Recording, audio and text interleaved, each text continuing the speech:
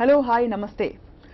పూలకు కునుకేయడం నేర్పగలడు, తన మృదుమెత్తని భావాలతో సంగీత ప్రేమికుల కళ్ళలో కళ్ళాపి చల్లి ముగ్గేసి వెళ్ళగలడు. రబ్బర్ గాజుల్ని రిబ్బన్ పువ్వుల్ని బాణీలో కూర్చి రాణింప చేయగలడు. తానొక కావ్యంగా మారి అందులోని సారాన్ని పాటగా పంచగల రాతగాడు. అతనెవరు అంటే ఏం సందేహం లేదు, తెలుగు పాట పులకించే రచయిత అనంత్ శ్రీరామ్. ఈరోజు సరదాగా మనతో మాటలాడుతూ పాటలాడటానికి వచ్చారు. సినీ గానానికి తన భావాలతో ప్రాణం పోస్తున్న ఆ సాహితీ సౌరభంతో ఈ వారం సరదాగా కాసేపు.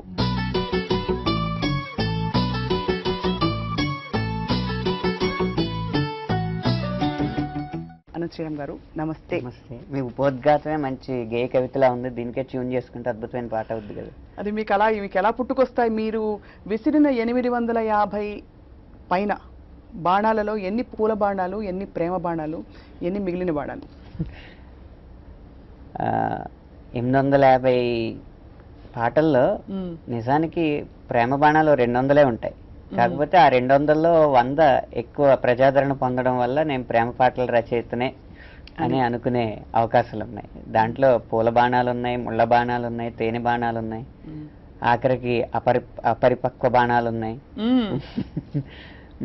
బాధ్యత రాహిత్యంతో ఉన్న బాణాలు ఉన్నాయి, బాధ్యతాయుతమైన బాణాలు ఉన్నాయి, అన్ని రకాల బాణాలు ఉన్నాయి దాంట్లో.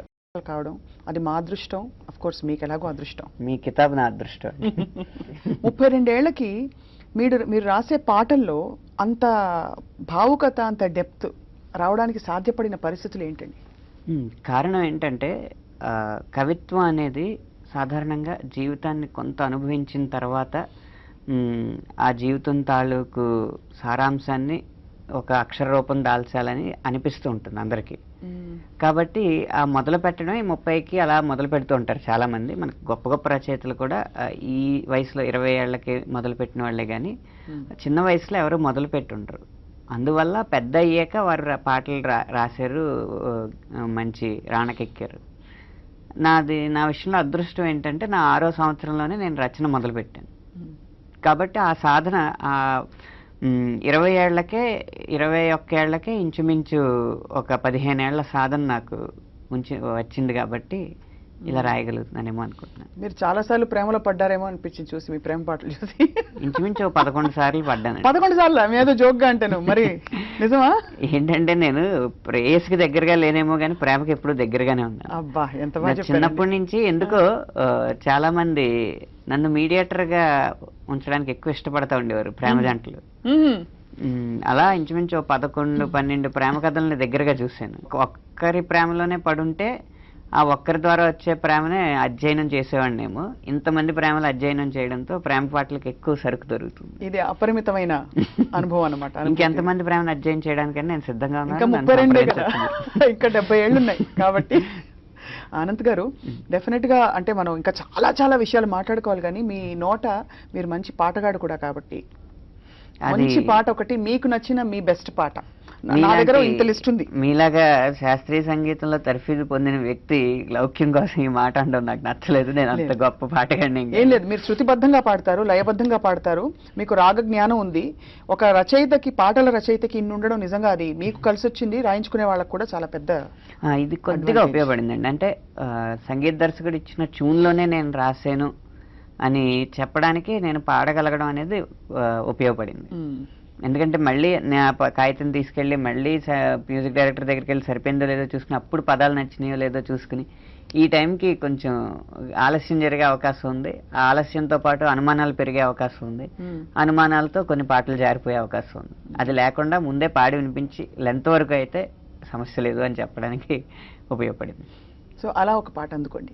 కనులతో రాసే తొలి కవిత, మనసే చదివే మధు కవిత, నిన్నటిదాకా నీ ఎదుట సడి చేయనిది కవిత,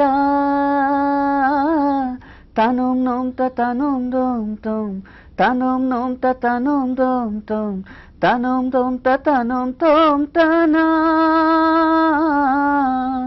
నువ్వు నేను అనే మాట మనం అయిన క్షణంలోన ఏదో హాయి కవ్వించగా కనులతో రాసే తొలి కవిత మనసే చదివే మధు కవిత. ఎంత హాయిగా ఉంది. ఈ పాట మీకు బహుశా తెలిసి ఉండకపోవచ్చు. అందుకే నేను వెతుక్కుంటున్నాను ఎక్కడ విన్నానా ఈ పాట, విన్నానా లేదా అని. ఇది యంగ్ ఇండియా అన్న సినిమాలో దాసరి గారి దర్శకత్వంలో వచ్చిన పాట, కీరవాణి గారి సంగీతం. ఈ పాట దురదృష్టవశాత్తు ఎక్కువ ప్రజాదరణ పొందలేదు, కానీ మంచి పాట. నేను రాసిన పాటలో నాకు ఇష్టమైన పాట. మరొక విశేషం మీ పాటలో గమనించింది ఏంటంటే, మామూలుగా రచయితకి ఏదో ఒక తన నేపథ్యంలోంచి వచ్చే ఒక బాధ గాని, ఒక చిన్న పెయిన్ ఎక్కడో అక్కడ ఒక వర్డ్లోనే తగులుతుంది. మీకు మాత్రం ఎందుకండి తగలదు? నేను చాలా, నా బాల్యం అనేది ఒక అమృతప్రాయం ఉండేది నాకు. బాల్యం మాత్రం నా జీవితంలో ఏదైనా ఉందంటే ఆ 16 సంవత్సరాలు చిన్నపాటి బాధ కూడా నేను ఎదురు చూడలేదు. అది కుటుంబ నేపథ్యం అయ్యి ఉండొచ్చు, నేను పెరిగిన ఊరు అలాంటిది. అంటే గోదావరి, కొబ్బరి తోటలు, వరి పైర్లు, చెరుకు తోటలు, గుడులు, అన్న సంతర్పణలు, కర్రా బిళ్ళలు, కబడ్డీలు, ముట్టుకునే ఆటలు, పరుగు పందాలు. వీటి మధ్య ఏంటంటే ఒక ప్రకృతి పరంగా కాలుష్యానికి దూరంగా ఉన్న బాల్యం, ప్రజల పరంగా అందరూ ప్రేమాప్యాయతలు పంచే ప్రజల మధ్య గడిచిన బాల్యం. ఎగువ మధ్య తరగతి కుటుంబమే కాబట్టి విలాసాలు చూడకపోయినా కూడా అంత ఆకలి బాధలు కానీ లేకపోతే దారిద్ర్యాన్ని కానీ దగ్గరుండి చూసిన సందర్భాలు లేవు. ఇలాంటి బాల్యం ఎవరికైనా ఉందంటే ఇంకా అసలు ఆ జీవితమే ఒక అదృష్టం అండి, అది పూర్వజన్మల సుకృతం అన్నమాట.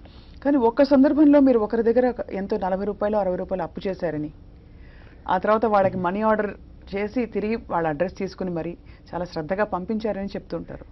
అంటే మీకు సగం ఇన్ఫర్మేషన్ కరెక్ట్గా వచ్చింది, సగం ఇన్ఫర్మేషన్ కరెక్ట్గా రాలేదు.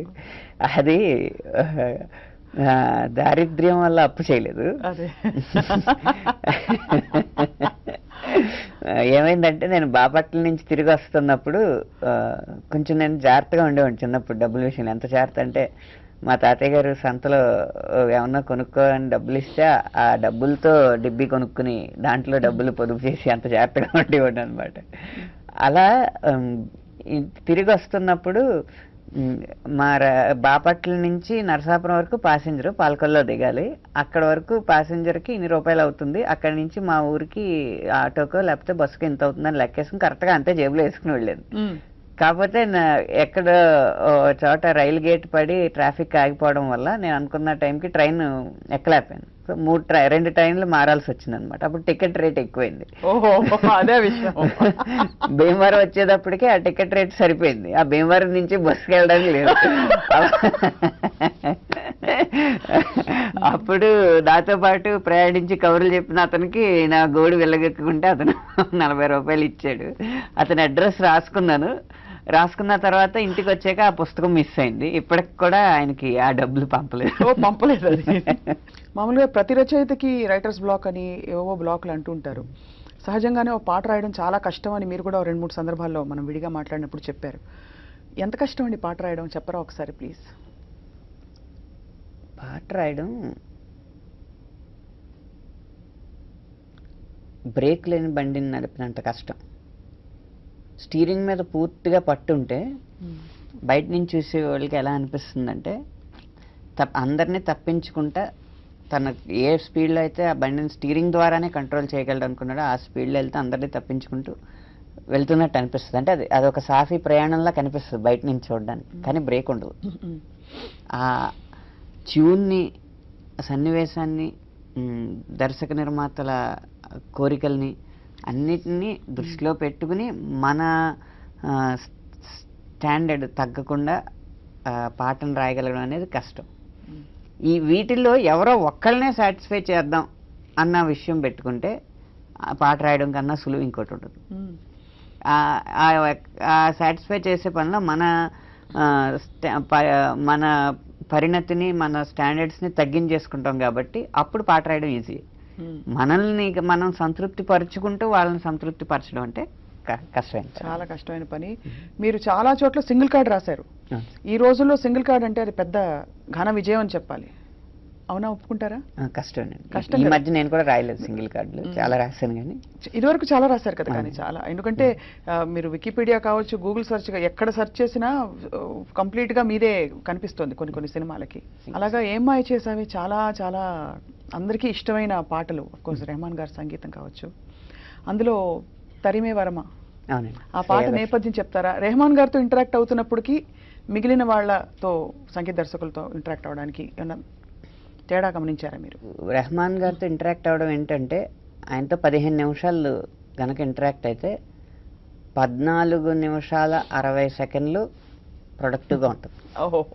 ఆయనకి కావాల్సింది మొదటి లైన్ ఫొనోటిక్గా ఉందా, పాతగా లేకుండా కొత్త స్టార్టింగ్ ఉందా చూసుకుంటారు. ట్యూన్కి అది ఎలా ఫ్లో అవుతుంది చూసుకుంటారు తప్పితే, నేను పెద్ద సంగీత దర్శకుడిని కాబట్టి నేను కరెక్షన్స్ చెప్పాలి అన్న ఉద్దేశంతో వచ్చి కూర్చోరు. నిజంగా నచ్చకపోతే ఇది ఫోనటిక్గా లేదనో, లేకపోతే ఈ పదం చాలా పాటల్లో మొదలైంది కదా, ఈ పదంతో కొత్త పదంతో మొదలు పెట్టాను అంటారు. అది నిజంగా బాగుంటే అదే 15 నిమిషాల్లో పాట ఓకే చేసేసి వినేసి వెళ్ళిపోతారు అంతే. కాకపోతే ఫస్ట్ కట్ లోనే అప్రూవ్ అయిపోయింది ఇది. వింటున్నావా అన్న పదం ఎందుకు తమిళ్లోనేమో మన్నిప్పాయ అని ఉంటుంది, అంటే మన్నిస్తావా అని. ఎందుకు ఆ పదాన్ని ఎందుకు వాడలేదని అడిగారు. నిజం చెప్పాలంటే తమిళ్లో ఏ పదం వాడలేదు ఆ సినిమాలో నేను. మన్నిస్తావా అంటే అది చాలా మంచి గొప్ప విషయం కదా, అది ఎందుకు తీసుకోలేదని అడిగారు.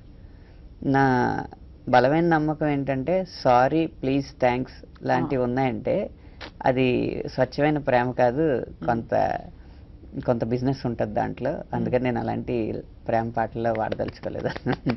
దానికి ఆయన కన్విన్స్ అయ్యారు. తరిమే వరమా తడిమే స్వరమా ఇదిగో ఈ జన్మ నీదని అంటున్నా వింటున్నావా. వరకు ఎక్కువగా రాసింది చంద్రబోస్ గారు. కానీ పచ్చబొట్టేసిన పాట, ఇంకా చాలా పాటలు, రబ్బర్ గాజులు కావచ్చు, ఎన్నో పాటలు ఆయన కోసం రాశారు. దాదాపు 65 పాటలు రాశారు. 65 పాటలు. మీకు ఆయనకి శైలిపరంగా అంటే ఆయన కూడా, ఆయనలో కావ్యం ఉంది. సంగీత దర్శకుల్లో చాలా మందిలో బహుశా లేని గుణం ఆయనలో. సో ఎలా ఉంటుంది ఆయనతో ఇంటరాక్ట్ అవుతున్నప్పుడు? మామూలుగా కీరవాణి గారితో 65 పాటలు కాదండి, 6 పాటలు అసోసియేట్ అవ్వడం కూడా రచయిత జన్మధన్యం. కారణం ఏంటంటే సంగీత దర్శకుడు అయ్యుండి కూడా 100 మార్కుల్లో సాహిత్యానికి 70, సంగీతానికి 30 వస్తేనే ఆ పాట కలకాలం నిలిచిపోతుందని నమ్ముతారు ఆయన. కాబట్టి ఖచ్చితంగా రచయితకి చాలా విలువిస్తారు.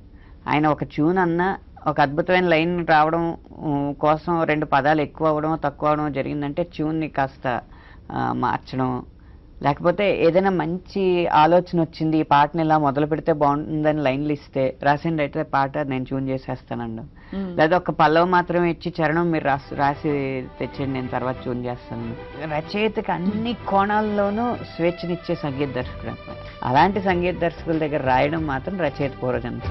ఈలోగా మీ గురించి కొంతమంది కొన్ని అన్నారనమాట. అన్ని మేవే అంటే ఎలాగా, అసలు ప్రపంచం ఏమనుకుంటోంది మీ గురించి? మీకు చిన్న వారన్న మాటల్ని వినిపిస్తాం, దానిపై మీ స్పందన తర్వాత. ఓకే, మొట్టమొదట ఎవరో చూద్దాం. శ్రీరామ్ గారు హాయిగా అక్కడ కుర్చీలో కూర్చొని ఏం ఎరగని ఉల్లిపాయలాగా నా మాటలు వింటున్నారు కదా. ఏం చేస్తున్నారండి? ఎలా దొరుకుతున్నాయండి? ఎక్కడ దొరుకుతుంది మీకు ఈ టైం అని? నాకు బాగా ఇష్టమైన పాటల్లో ఏం సందేహం లేదు ఒకటని చెప్పి మీకు చాలాసార్లు షేర్ చేసుకున్నాను. అందులో ముఖ్యంగా నా కళ్ళల్లోకొచ్చి నీ కళ్ళాపి చల్లి ఓ ముక్కేసి వెళ్ళావే అన్న పదాలు ఎలా తట్టినాయండి మీకు? ఇంత రాక్షసంగా, ఇంత భయంగా, ఇంత దారుణంగాను, అసలు మీరు మనిషేనా అని ఎలా తట్టింది అని. చూడడానికి వడ్రంగి పెట్టిలా ఉంటారు, ఎలా రాస్తున్నారు ఇటువంటి ఇంత మంచి పదాలతోటి. అందులోనూ అటువంటి మంచి పదాలు నా పాటకి పడటం అన్నది నేను అదృష్టంగా భావిస్తున్నానండి. One of the best friends. మీతోటి ఉన్న సాన్నిహిత్యం ఎప్పటికీ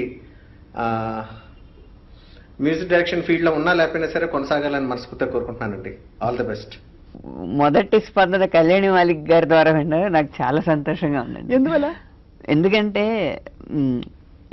అందరూ ఇండస్ట్రీలో ఖచ్చితంగా సంగీత దర్శకులు అంటే వారికి ఆ స్థానం ఇచ్చి గౌరవం ఇచ్చి ఉమ్, స్నేహం చేయడమే కానీ పూర్తిగా ఆయన పాటలు రాస్తున్నప్పుడైనా రాయినప్పుడైనా కూడా ఒకేలాగా. ఆ ఒకేలాంటి ఆ స్నేహాన్ని కొనసాగించడం ఆయన ఈయన ద్వారానే సాధ్యమైంది. కారణం ఏంటంటే చూడండి, ఆయన కల్మషం లేకుండా అసలు మనిషి లేదా మీరు, మనిషే కదా మీరు అని ఎలా అంత రాక్షసంగా రాశారు. అంత రాక్షసంగా అంత ప్రాణాంతకంగా ఎలా తడుతున్నాయని అలా కల్మషం లేకుండా మాట్లాడతారనమాట. ఇప్పుడు మరొక వ్యక్తి మీ గురించి అన్న మాటలు ఒక్కసారి, ఆ తర్వాత అప్పుడు మీ ఎక్స్ప్రెషన్స్ చూడాలని మాకుంది. అవునా? హాయ్ అనంత్, నీ గురించి ఏం చెప్పాలి?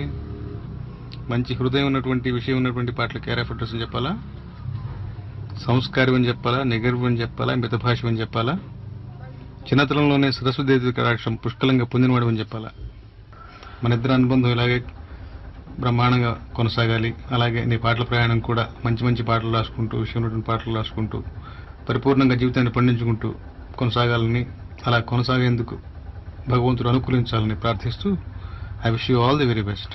Thank you. Thank you Ramajoga Sastry garu. మన ఇద్దరు అనుబంధం ఖచ్చితంగా కొనసాగుతుంది. ఎందుకంటే మీ పాటలు మీకున్నాయి, నా పాటలు నాకున్నాయి. మన ఇద్దరి మధ్య అసూయ లేదు. ఇది కొనసాగినంతకాలం మన అనుబంధం కొనసాగుతుంది. అదీ కాక అసూయ పుట్టే అవకాశం కూడా భవిష్యత్తులో లేదు. ఎందుకంటే పాటల రచయితల సంఖ్యకిని రాయాల్సిన పాటలకి మధ్య అంతరం చాలా ఎక్కువ ఉంది. కాబట్టి మన అనుబంధం ఇలాగే కొనసాగుతుంది. నాకు మీ ఆశీస్సులు అలాగే మీ ఆకాంక్షలు అందించినందుకు ధన్యవాదాలండి. ఎప్పుడైనా ఐటమ్ సాంగ్ అనబడే ఒక కేటగిరీ పాట రాయమన్నప్పుడు ఇబ్బంది పడిన సందర్భాలు కానీ, ముందు ముందు వస్తే ఇబ్బంది పడే అవకాశాలు కానీ ఉన్నాయా? లేవండి, నేను పూర్తిగా ఏమీ మడికట్టు కూర్చోలేదు. కాకపోతే సాంగ్ యొక్క స్థాయి తగ్గకూడదు అనేది నా ఉద్దేశం. ఇంకా ఐటమ్ సాంగ్ వస్తే నేను ఇంకా ఎక్కువ ఆనందపడతాను.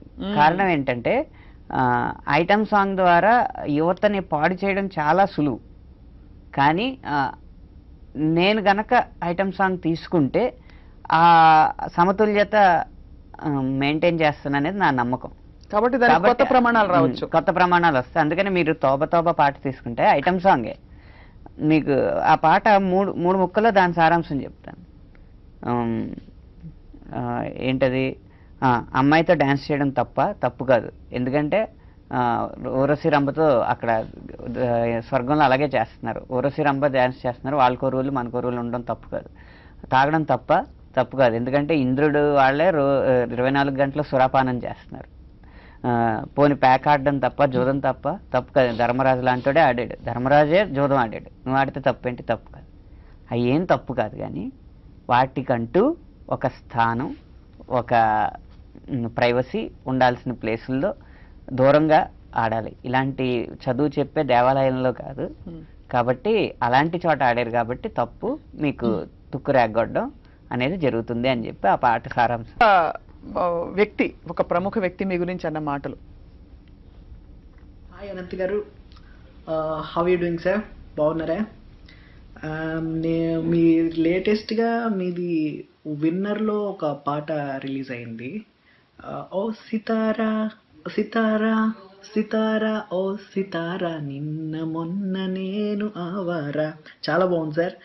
ఇంకా మీ నుంచి మరిన్ని మంచి పాటలు రావాలని as a colleague, as a నైబర్గా నేను మనస్ఫూర్తిగా కోరుకుంటున్నాను. అంతే. And once again thank you very much sir for a beautiful song and all the best. Srimani గారు థ్యాంక్ యూ. మీరు కూడా చాలా అద్భుతంగా రాస్తున్నారు. 6 అడుగుల బుల్లెట్ లాంటి ప్రయోగాలు కానీ, అలాగే మంచి మంచి తెలుగు పదాలు వాడుతూ ఖైదీ నెంబర్ 150లో మీరు రాసిన సాయంకాలాన్న సాగర తీర అన్న పాట కానీ అన్నీ కూడా చాలా బాగుంటున్నాయి. మీరు చాలా వృద్ధిలోకి వచ్చారు, ప్రవర్ధమానం అవుతున్నారు. అందుకు చాలా సంతోషంగా ఉంది. మరొక వ్యక్తి అన్న మాటలు విన్నాక నాకు ఇష్టమైన ఇంకో పాటను మిమ్మల్ని అడగబోతున్నాను. దాని తప్పకుండా. రైట్. హాయ్ అనంత్ శ్రీరామ్ గారు, మీతో సరదాగా కాసేపు ప్రోగ్రామ్ లో మాట్లాడడం నాకు చాలా ఆనందంగా ఉంది. మనం కలిసి చేసింది ఒకటే సినిమా యాజ్ అ డైరెక్టర్. అందులో మీరు 2 పాటలు రాశారు. కానీ అంత తక్కువ పని చేసినా కూడా అంత ఇంపాక్ట్ క్రియేట్ చేసాం విత్ దోస్ 2 సాంగ్స్. ఎస్పెషల్లీ ఏం సందేహం లేదు, and especially the lyrics in that movie. అంటే సినిమాని మొత్తం అర్థం చెప్పేటట్టుగా ఒక పాటలో మీరు అందివ్వడం ఇట్ వాస్ గ్రేట్.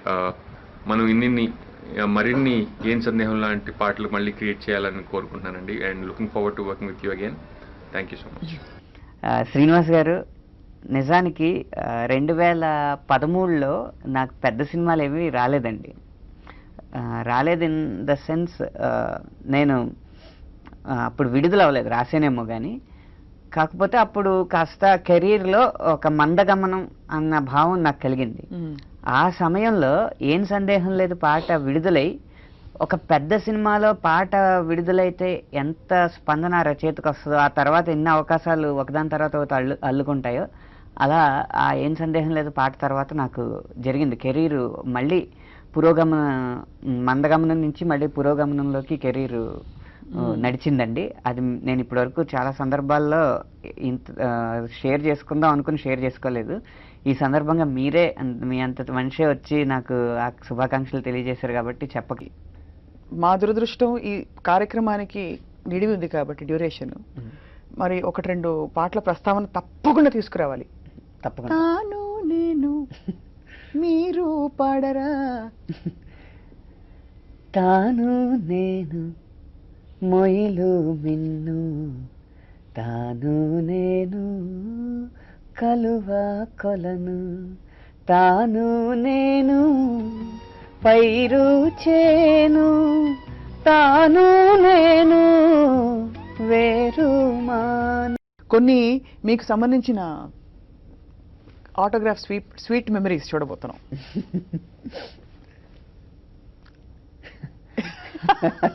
పెద్ద మార్పేం లేదు, కళ్ళజోడు పెట్టారు తప్ప. ఏ వయసు అండి అది? 21. 21? అలా అనిపించట్లే, 15, 16 ఇన్నోసెంట్ గా. మా సీనియర్ మా ఫ్రెండ్ వంశీ అని వాళ్ళ ఇంట్లో వ్యాపారాల్లో తీసిన ఫోటో ఇది. మా నాన్నగారు భక్తపోతంలో శ్రీనాథుడి పాత్ర చేస్తున్నారు. ఆ నాటకం బ్యాక్ స్టేజ్ లో తీసిన ఫోటో. వనస్థలిపురం. నాన్నగారు నాటకాలు వేసేవారు? నాన్నగారు మంచి పద్య గాయకుడు అండి, నాటకాలు కూడా బాగా వేస్తారు. ఇది ఒక ఆడియో ఫంక్షన్ లో తీసిన ఫోటో. నేను స్వాతి. కొన్ని పాటలే ఈరోజు తృప్తిగా ఉంది, కానీ ఇంకా ఇంకా ఉంటే బాగుండనే ఒక సరదాగా ఇంకాసేపు అంటే బాగుండేది. ఇంకాసేపు అది. కాబట్టి ఖచ్చితంగా మిమ్మల్ని ఇంకోసారి పిలుస్తాం, మీరు రావాల్సిందే. తప్పకుండా. కానీ మీ కలం ఇలా బ్రతుకంతా ప్రతి నిమిషం పాటలాగా పాటతో సాగాలని మనస్ఫూర్తిగా కోరుకుంటున్నామండి. Thank you so much. సరదాగా కాసేపులో ఇవాళ. ధన్యవాదాలు.